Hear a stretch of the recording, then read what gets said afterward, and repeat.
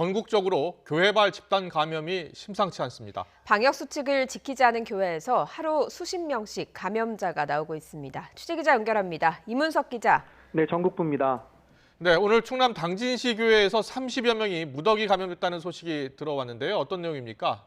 네, 충남 당진시 나음교회에서 오늘 교인 33명이 한꺼번에 양성 판정을 받았습니다. 당진 거주 31명, 예산에서 2명입니다. 어제 이 교회에서 고교생 등 교인 2명이 먼저 확진됐습니다. 역학조사 결과 지난 6일 예배를 마치고 교인 40여 명이 교회 안에서 함께 밥을 먹은 사실이 확인됐습니다. 또 확진자들과 역학관계에 있는 노인복지센터 2곳에서 6명이 확진됐고 고등학생 접촉자 1명도 양성 판정을 받았습니다. 어제와 오늘 이틀 만에 해당 교회와 관련해 42명이 확진된 겁니다. 당진시는 해당 교회가 한국독립교회 선교단체 연합회 소속으로 지역 종교단체에 등록되지 않아서 그동안 방역수칙 점검 대상에서 누락됐었다고 밝혔습니다.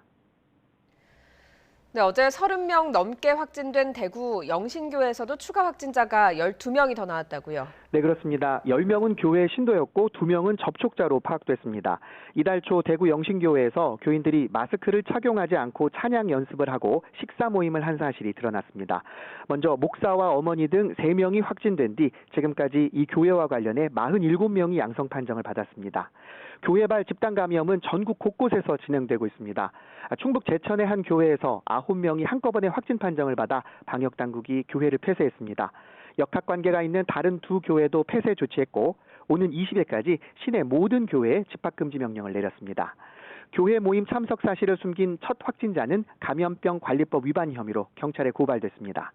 역시 방역수칙을 위반한 것으로 드러난 전주 세소망교회에서도 추가 확진자 2명이 나왔습니다. 이달 초 풋살 모임과 송년음악회 등을 통해 연쇄 감염이 진행돼 지금까지 24명이 확진됐습니다. 광주교회 3곳에서도 교인 8명이 확진돼 연쇄 감염이 우려되는 상황입니다. 예배 시 마스크 착용을 제대로 했는지, 식사나 소모임을 함께 했는지 방역당국이 조사를 벌이고 있습니다. 사람이 모이는 곳은 어디든지 집단 감염의 발원지가 될 수 있다는 것을 잊지 말아야 할 것 같습니다. 강습소와 술집, 요양원 등에서 진행되고 있는 연쇄 감염 소식도 정리해 주시죠. 네, 강원도 강릉에선 통기타 강좌 수강생과 특정 목욕탕 이용자를 중심으로 연쇄 감염이 일어나고 있습니다. 최근에 하루 20명 넘는 확진자가 발생하기도 했는데요. 오늘은 2명이 추가됐습니다.